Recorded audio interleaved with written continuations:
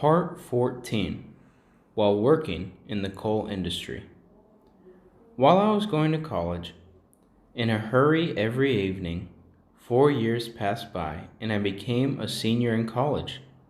I began to have difficulty studying in college, but college life was coming to an end. I had a hard time with my college life while working. Moreover, I was in charge as a departmental student representative for 3 years at the recommendation of classmates. I think I was a man who liked a distinguished position.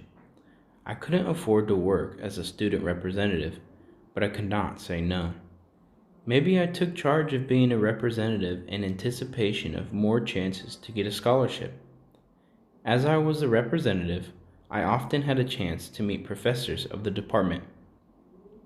One day, the head of the department recommended me for a new job. It was at the Coal Association. I hesitated a little because I was unfamiliar with the field of the job, but I found it to be a stable career. Besides, I thought it would be advantageous for me to attend graduate school, and this new job would allow more time to do so. I had an interview. The association was planning to recruit 3 employees, but 16 applicants came to the interview. The interviewer seemed to prefer me with a career in a top-class conglomerate. After a while, I submitted my resignation to D Industrial Company when I was informed that the association had decided to hire me. If you leave this company, wherever you go, you'll have to bow your head to others. The senior in my office advised me to think well. The manager did not accept my resignation. Besides, the managing director dissuaded me from resigning, saying, "Why do you choose to quit a good job and go into the field of handling black coal?" I ventured to work at the association without having my resignation accepted. I'm always inclined to think for a moment about dealing with things and then act on them unconditionally. So after a moment of thought, I decided to push ahead with my work without second thought. I usually don't seem to have followed the old saying, think carefully before one acts. Even then, I wondered if I was making a good choice. However, I decided to take a new path to further my studies by attending graduate school. In my new job at the association, for several weeks, I realized the words that my former senior said. I had to bow my head to the others at my work because it was all superior officials. The main task of the association was to support the business of its member companies by conferring with the related ministries and agencies. Our society was still so bureaucratic that people working in government offices had a sense of privilege. Whenever I envied people working in there, I understood the students who studied for some years on the 7th grade or the higher civil service exam. The executives and staff in the association were unaffected and humane.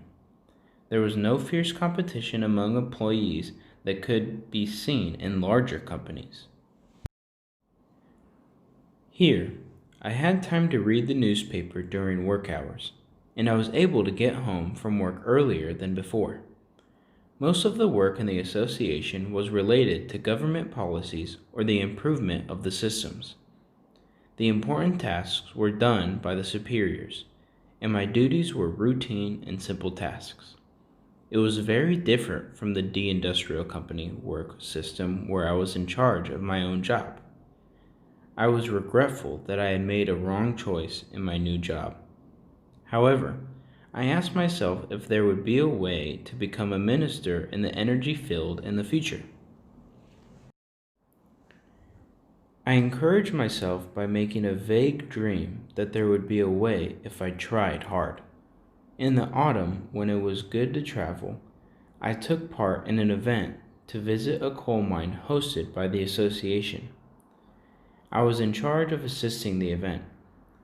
Members of Samuel, a new community, Women's Association in Seoul, TV reporters and daily newspaper reporters participated in the event.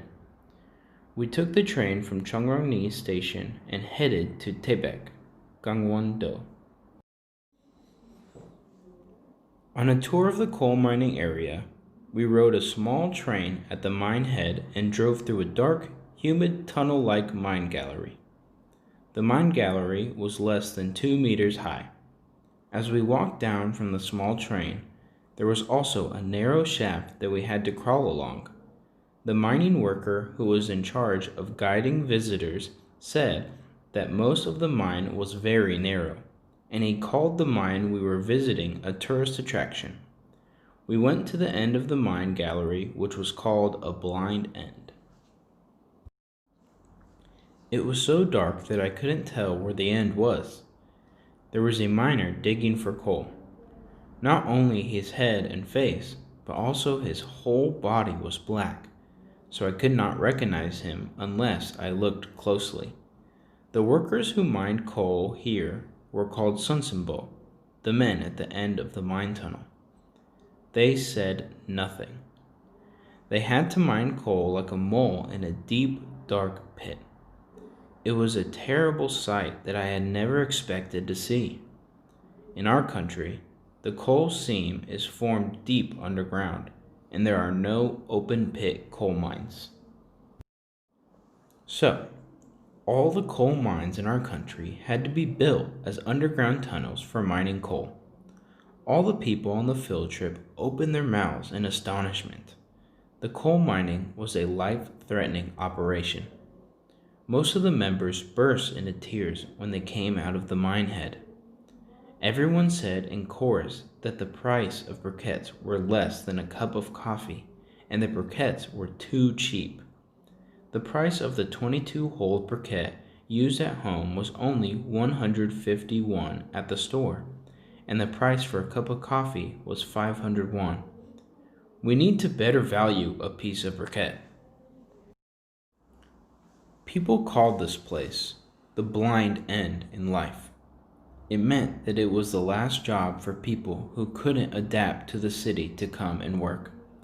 However, in terms of the national economy, people working in coal mines were the industrial warriors contributing to the economic development of our country. When I joined the association, there were 801 domestic coal mines in the country. It was a number, including coal mining companies that owned mining rights and those that worked on mining rights. There were about 60,000 coal miners working in those companies. At that time, they said that Taebaek and other coal mining villagers had a lot of cash. It was the time when even a dog passing by the coal mine village carried a 10,000 won bill. As it was generally said, coal was the only natural resource in our country, and the important substitution effect of coal was enormous. In the spring of the following year, the Ministry of Energy and Resources began calculating the official price of briquettes. They worked to analyze the cost of coal and briquette production across the country and set a reasonable price. The price team stayed at a hotel or a motel and kept the work secret from the outside.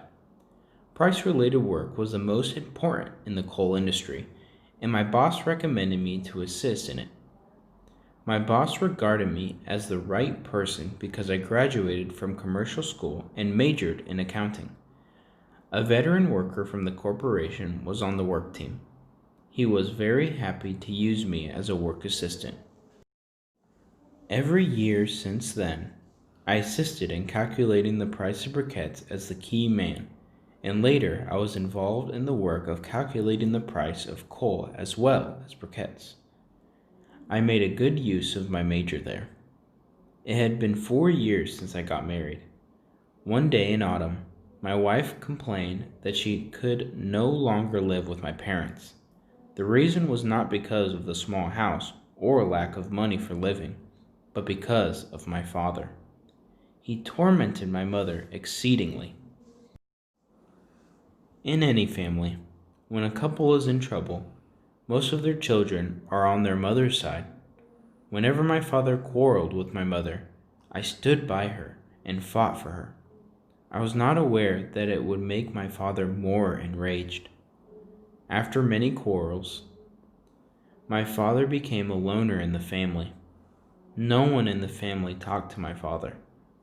Only my wife brought him food to eat and gave him a word or two. One day, my wife would not even bring my father food. My wedding ring and the gold ring that my colleagues gave me when I joined the army were missing. They were more sentimentally valuable than any other monetary value to me. It was clear that my father, who was cornered when my family turned away from him, secretly disposed of them. I couldn't stand it any longer. After that, my wife asked me to move out. Having a son, I didn't want him to go through the hardships of my family life again. I told my mother that I would live separately with the three of us. My mother only shed tears, and she couldn't tell me not to move out. There was 6 million won in severance pay from the previous company. The youngest brother said to my wife, "If my eldest brother moves out, how can we live? Living expenses may be scarce, but there was a bigger problem than that. When my father shook the family, there was no one to sanction him. I pondered what would happen if I lived apart from my parents. I couldn't break up with my family, and if I lived separately, it would double the cost of living. Most of all, if I moved out, my mother would have to go through the darkness without any recourse."